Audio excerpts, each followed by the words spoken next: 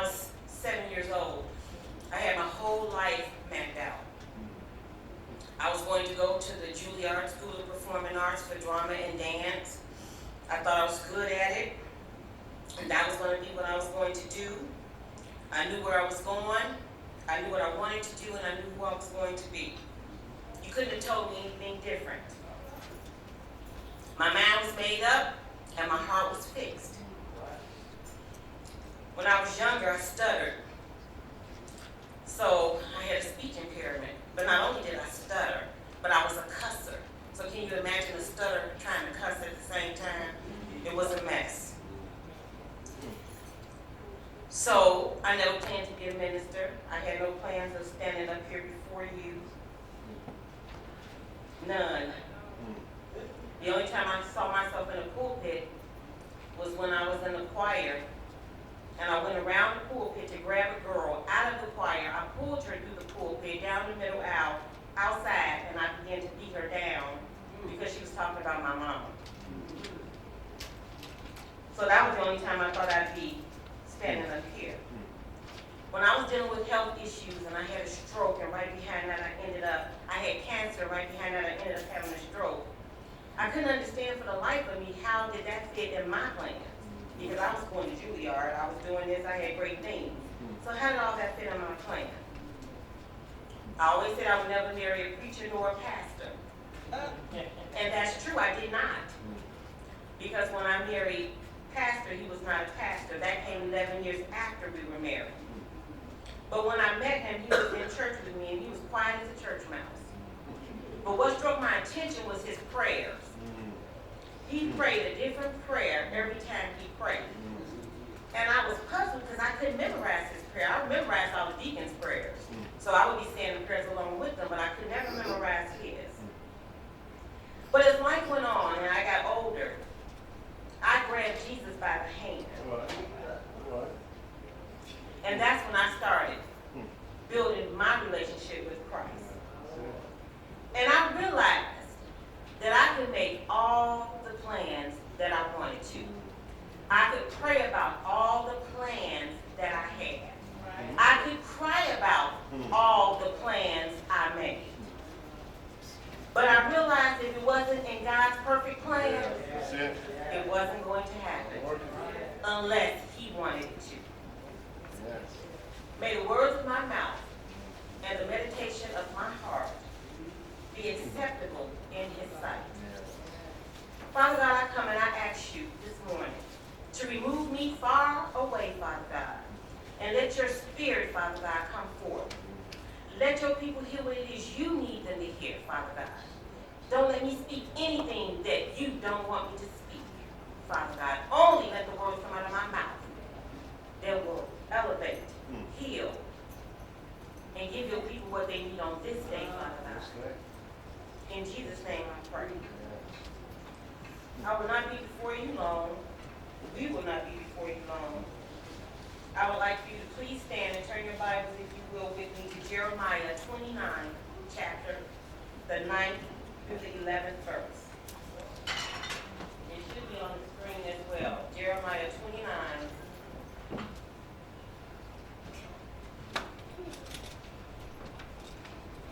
The 9th chapter. Now the 11th verse. Okay, it's not on the screen. That's okay. You got your Bibles. Verse 9 says, "They are prophesying lies to you in my name. I have not sent them, declares the Lord." The 10th verse. "This is what the Lord says. When 70 years are completed for Babylon, I will come to you and fulfill my good promise to bring you back to this place."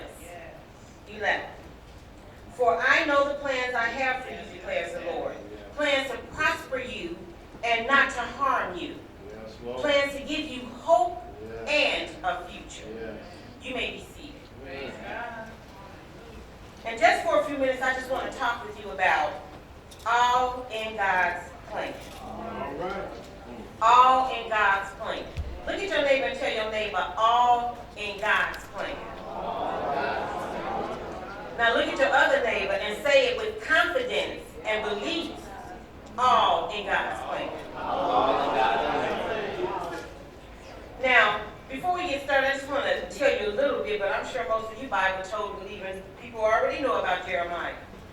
But just in shed a little light on Jeremiah. Jeremiah was the son of a Jewish priest. And if you remember the verses of Jeremiah, you know that he was called before he was even conceived, even thought of. God had already had plans for him. He was 17 when he was called by God and actually started his work.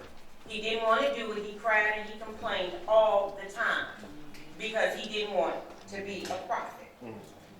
Now, he was a prophet, a preaching prophet. He preached throughout Israel. And he was known as the weeping prophet or prophet of doom.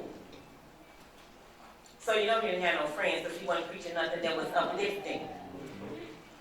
But when the Lord called on Jeremiah, he was faithful. Yeah. Now during this time, the Lord had told Jeremiah not to marry, not to raise children, because the impeding divine judgment on Judea would sweep away the next generation.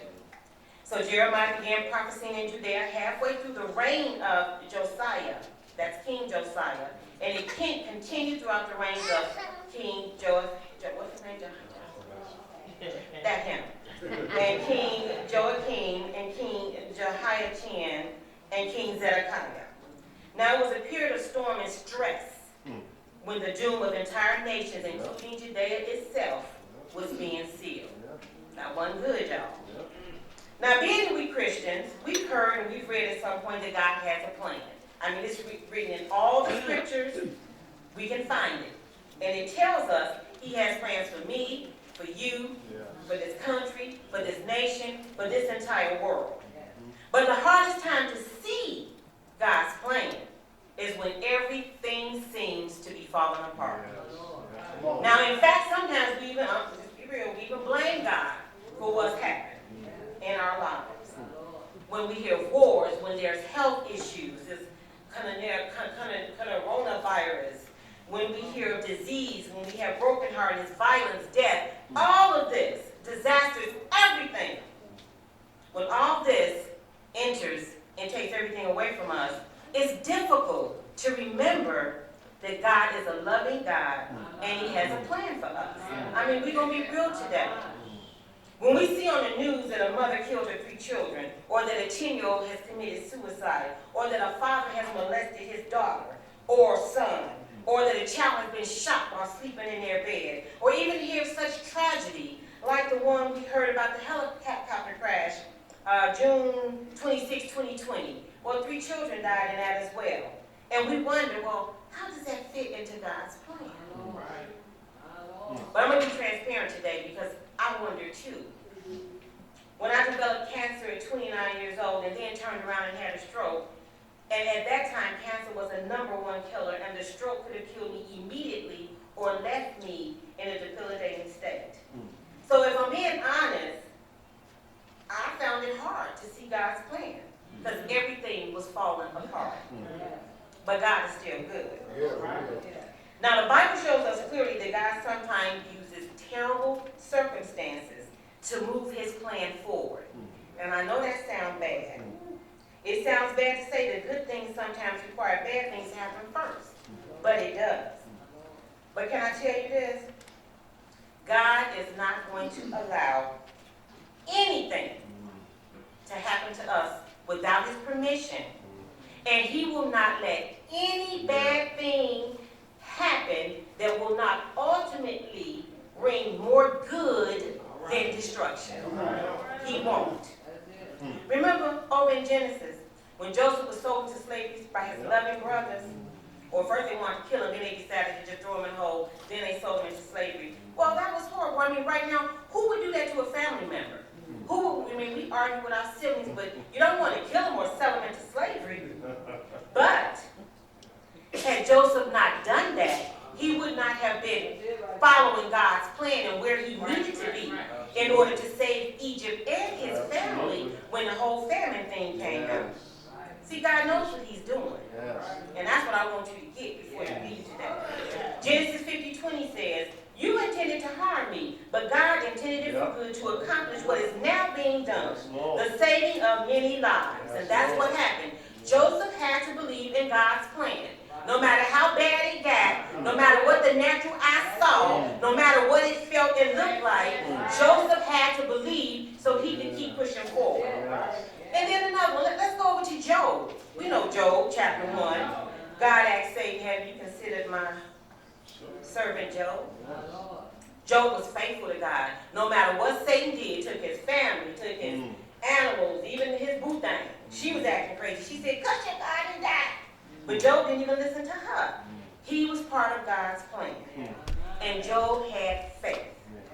God just wants to mature us spiritually. Yes. So we're part of his plan. Now, having faith is like having confidence in God. Faith is like having confidence in God. God's love for us creates the blessings, but our faith in him schedules them. Okay? Did y'all get that? I want y'all right down with that. Come on now. Having faith in God is like having confidence in him. God's love for us creates the blessings, but our faith in him schedules them. So we as Christians, we sometimes look at the world around us and we struggle to find a method to the madness. I mean, we do. We struggle with remembering there's a plan. I mean, we got issues over here. We got problems over there. I mean, it's just overwhelming. When we feel like that and our emotions have taken over and we're feeling some type of way, it is in those moments that Scripture is available to remind us that God has a plan. So now let's keep in mind the context of Jeremiah. Why did Jeremiah write Jeremiah 27, 28, and 29? Well, during this time, the Israelites were in exile. It was a punishment from God as a result of their disobedience. Exile was imposed on Israel for idolatry, unbelief. They had abandoned the covenant of the Lord. They began to worship other gods. And then they was listening to false prophets. So in Jeremiah chapters 27 and 28, we will see the message of the broken yoke. Now, the broken yoke was a metaphor. It was a figure of speech used for an effect. And with me in theater, I like to do plays and skits because they show you, they give you a visual. And that's what God was trying to do, give them a visual with the yoke, because God needed the people to submit to his appointed nation that was going to rule over them. Now, a yoke was a piece of leather, a leather strap that they used to tie around the animal's neck so he could pull the plow. Now, what it meant was that King Nebuchadnezzar had ruled over the nations. So Jeremiah gave the message to King Zedekiah and the priests and the people, and he stressed that they must not listen to the false prophet, who are going to tell them that the exiled king Jehoiachin and the temple vessels were coming back. So God wanted Jeremiah to put the yoke around his neck as a visual aid so that the people can be impressed. Well, Hananiah, who was from Gibeon, now this was a place for deception and violence. Hananiah took the yoke from Jeremiah's neck, smashed it. He wanted to show that Nebuchadnezzar's power would be shattered in 2 years. And Jeremiah said, now you have made in their place yokes of iron, because the people was beginning to believe Hananiah. And he said, you rejected the wooden yoke that was laid upon you for sins. So now you're going to have an indestructible iron yoke of servitude, which is going to be more uncomfortable. So now the wooden yoke wasn't pretty, but it wasn't really bad. God was trying to say, look now. But they didn't listen, so then they got the iron yoke on their neck. Now, iron, you know, iron is much harder than wood. So now they got to have an iron yoke. Now, that's got to be heavy. But the iron can be understood as God's stricter discipline upon his people. That's because they resisted the more gentler yoke. Now, the prophet Jeremiah confronted the false prophet Hananiah. Hananiah boldly was proclaiming that God was going to free Israel from Babylon in 2 years. Jeremiah 28, 15, 16 reads, listen, Hananiah, the Lord has not sent you, yet you have persuaded this nation to trust in lies. Therefore, this is what the Lord says, I am about to remove you from the face of the earth. This very year you are going to die, because you have preached rebellion against the Lord. In the 7th month of that same year, Hananiah the prophet died. See, Jeremiah was prophesying exile and captivity. Hananiah was prophesying return and restoration. Now, I'm sure Hananiah Jeremiah's message was more popular. As it says, the people believed him because it was uplifting, it was bold. But Jeremiah's message was not. There are consequences for our actions, y'all. All of us. God in his mercy gave Hananiah about 2 months so that he could prepare to meet his maker. He was still being gracious. The true prophet was demonstrated and the false prophet detected. The death of Hananiah, as predicted, was God's seal to the words of his prophet. Saints, when a man or woman of God come to you and tell you what God has said, whether you like it or not, listen. Don't take prophecy lightly. And to us disciples, as we share God's word, if you're not sure about scripture, consult someone who can give you understanding before you share your own version. We don't want to be like the false prophets. We cannot change God's words to justify our situation or anyone else's. God has a plan, and no one can mess it up. So even when we don't do what we know we need to do, because we want to do what we want to do, we may think we've messed some things up, but you have not messed up that divine plan. We're not that powerful. God is the perfect planner, and his plan is the perfect plan. Now, Satan, on the other hand, he's hell-bent on perverting or preventing God's plan. But in Job 42:2 it says, I know that you can do all things, no purpose of yours can be thwarted. And then Isaiah 14:27 says, for the Lord Almighty has planned, and who can thwart him? His hand is stretched out, and who can turn it back? No one. So no matter what, God's plan is going to happen. Satan cannot interfere or destroy God's plan. God's plans will come to fulfillment one way or another, whether we like it or not. But we can't be blinded by Satan's strategies. Okay, we got to stay away, because Satan still is on his job. He's deadly, and he comes to us so well camouflaged till we don't even know. So this is why we got to stay prayerful and stay away, because Satan is getting worse. Now, I can't really speak on what Hananiah's intentions were, why he insisted on just lying, but it's definitely not impossible to measure the effect of his lies. Whether he meant it or not, he taught rebellion against the Lord. And God did stop him from continuing to do so. So we got to be careful what we're sharing. If God didn't say it, don't repeat it. Stay alert and vigilant, saints. Trust that God has a plan for our lives. And then let me just leave you with this one nugget here. It is dangerous to interfere with the plans of the Almighty God. It's very dangerous. So in chapter 29, 1-9, we found that a letter was written to the captives from Jeremiah. It was sent from Jerusalem to the surviving elders, the priests, the prophets, and all the other people that Nebuchadnezzar had carried into exile from Jerusalem to Babylon. He gives them directives from God. He told them to build houses, plant and eat what you have planted, have sons and daughters, let them marry and have sons and daughters, increase, do not decrease, seek the peace and the prosperity of the city to which I have carried you into exile. Pray to the Lord for it, because if it prospers, you too will prosper. So basically, he told them, make yourself at home. Be good citizens in Babylon, because you're going to be there for a while.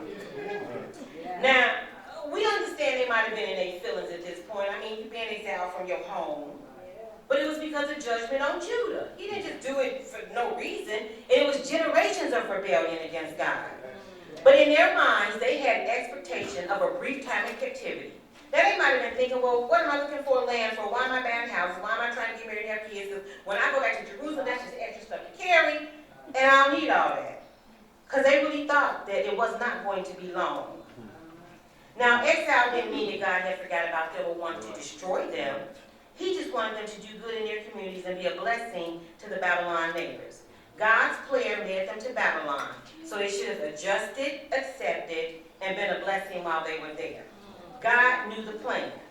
God is not going to sit us down with coffee and explain all of his plan to us for us to have a debate. That's not going to ever happen. Now in chapter 29, 10-11, he then states the promise.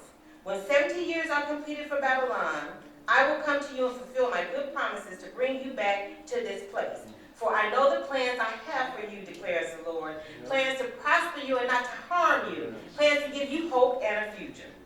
Now, this wasn't what the Israelites wanted to hear, because after 70 years are completed in Babylon, they wanted to be told they was going to go home sooner than later. They wanted to be told that their suffering was going to end quickly.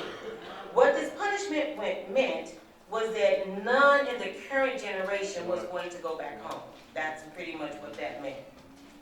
Now, at this point, they're seeing the low points of God's plan. But God's plan was for them to stay right where they were and to help prosper the nation that enslaved them. So I'm sure they had attitudes for days, months, and years. This sounds just like us.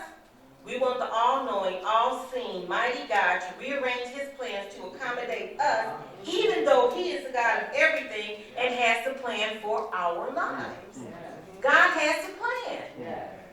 God did indeed have a plan for the Israelites, and it was a plan to give them hope and a prospering future, just as he has for us. Even if they couldn't see it at that time, even if we can't see it at this time, God has a plan.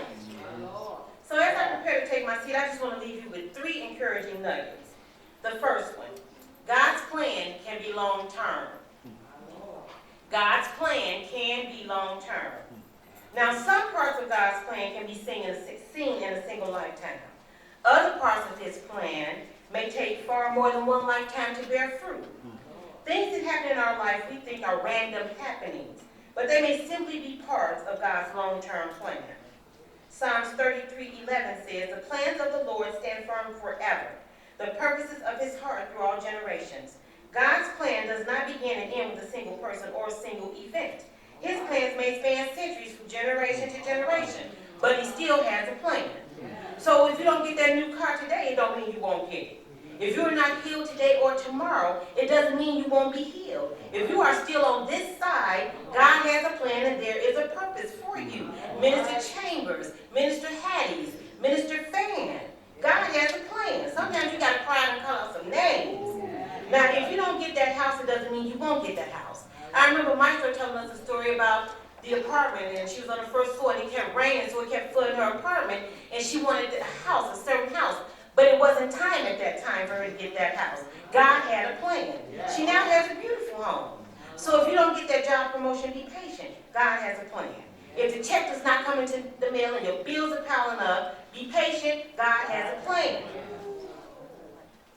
If he didn't send you your boo thing on Valentine's Day, it don't mean he won't send him a God has a plan.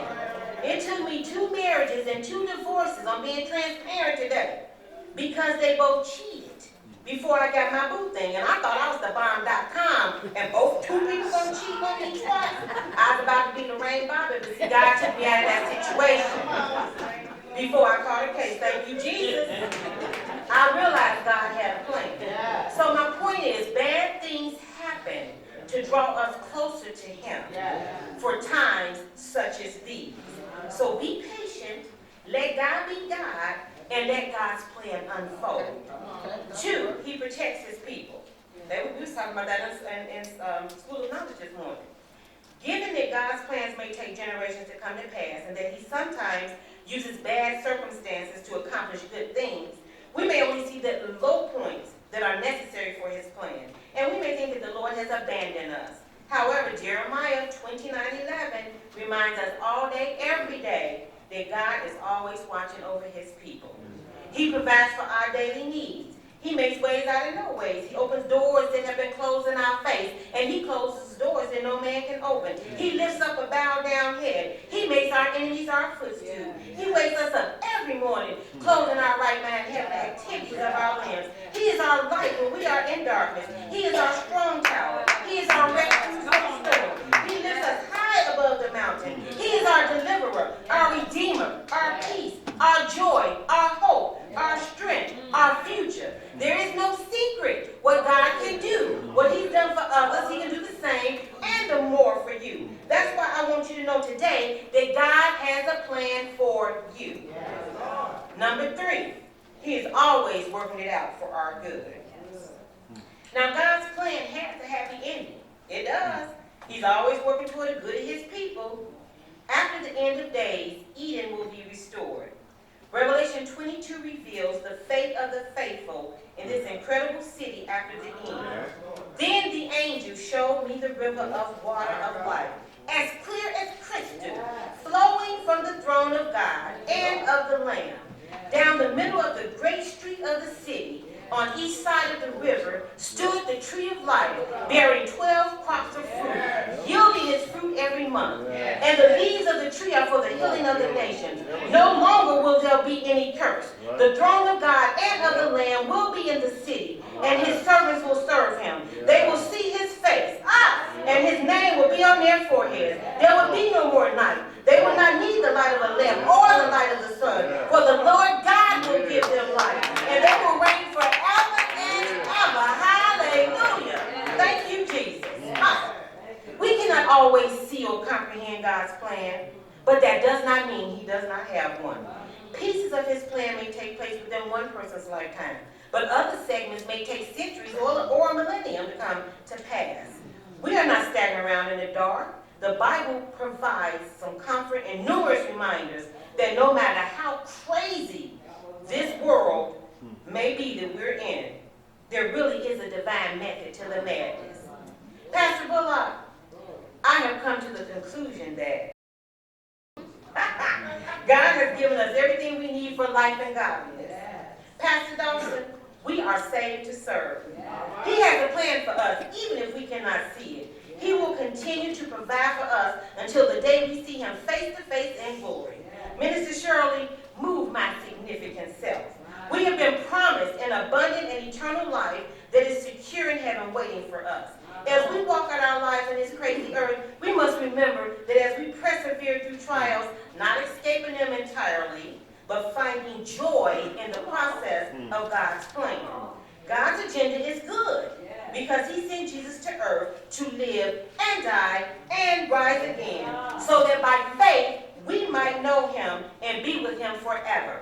Pastor Dawson, who do you say I am? One day we will, Minister Reese, turn up because God has a plan for us. Now, while our circumstances may be painful in this earth, and while we may feel like we will never overcome them, we are, Minister Roberts, ascending. He is working out his desire that we grow up into the image of his son, put off our old sinful, destructive ways, be, Minister Brewer, thirsty for all things of God, and find our satisfaction in him above everything else. The evil that we see prevailing around our lives and in this world, Minister Fan, is a setup, an opportunity to hold tighter to the promises, longing for the day when all of God's good plans will come to their righteous fulfillment. And at the end of the day, Pastor Dawson, we are on an awesome journey. We are interlinked with one another as God reveals daily in each of our lives his redemption plan. In Jesus, our God has provided a way for us to live the life we were created for, to glorify and enjoy him forever. So no matter what you see with those natural eyes, no matter what you hear, no matter what you go through, no matter how hard it gets, no matter how rough it is, God has a plan. NBC family and friends, no matter what, nothing, no matter the trials, the tribulations, the lies, the falseness, the false prophets, everything that you see that don't look real, the way the enemy comes and tempts and just throw junk at you, it's okay because God has a plan. You just have to have that faith, that confidence in God, that he's going to do just what he promised he would do. And you got to stay on that. Stay on your knees. Stay in the word. Trust God even when you're going through the low points of the plan and tears is running down your pillow at night. Remember that God has a plan and push your way through. And that's all I got. God has a plan for us all. Hallelujah.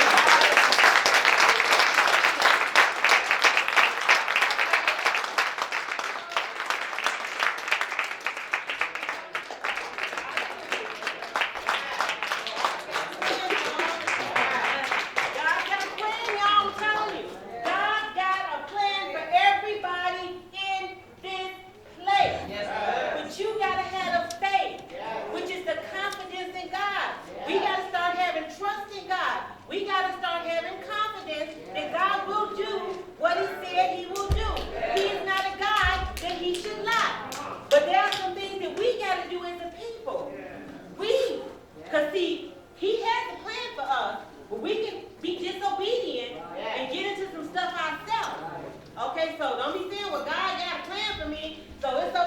I do now is never okay. He does have a plan. We have to be righteous. We got to do what we're supposed to do. The game is over. Time out. Time out. Seriously, time out. Look around you. You don't even have to go far to look. There's so much stuff going on in this world. It's ridiculous. But God has a plan. And there is going to be fulfillment to his plan. And you don't want to miss out on that plan. You don't want to be left behind, I'm telling you. So while you still got the blood running through your veins, while you still breathing, while you can still see, get yourself right. Get in that right relationship. Because if you're in that right relationship when things are hard for you, you're going to know how to get on your knees and pray. When you're in that right relationship and things just not going the way they should go for you, you're going to learn how to get on your knees and pray. You're going to learn how to get in your word. Them demons, they real. They real and they do get in us. And they do tempt us to do things we shouldn't do. And if you don't have a strong faith in God, you can't fight him. And he'll try to overpower you. So you got to stay fighting all the time. Even in your sleep, you got to be fighting because God got his angels watching. But you got to fight. You can't just give up. Don't give in. Not to Satan. We got the victory. God tells us it's over. I've been hearing this since I was a child, and I didn't get it then. But I got it now, and I want you to get it. I want you to get it so you can teach your children. Teach your children. We as parents got to teach our kids. These kids are going haywire because the influencer is influencing. All this music and stuff they listening to, stuff on TV. With these tablets and all these little things, and we allow them to do it. We ban them for our children. And I'm not saying that's not a bad thing, but what is the bad thing is that you are not monitoring what your child is watching. And then when your child calling you out your name or knocking you down, then it's, oh God, help. He's telling you right now, stop monitoring what your kids are doing. Because the enemy is sneaky. He will come camouflaging. You don't even know it. You don't even know it. Stay united. Stay united with your sisters and brothers. Because when you fall, you're going to need somebody to hold you up. I'm telling you. It may be somebody else's time now, but everybody got a time. I'm telling you. You're going to need somebody. God has a plan. He does. I promise you he does. I was blessed by studying Jeremiah. Because that just really confirmed what God had been saying, that he has a plan for his people. He will never do stuff to harm us. Never. He wants to see us prosper. He wants this for us. He's preparing a place for us. And just that alone should be a shout to know that when you leave this place, that there's a place God's got ready for us to go to. So when you die, you really don't die. You live. Oh, Jesus.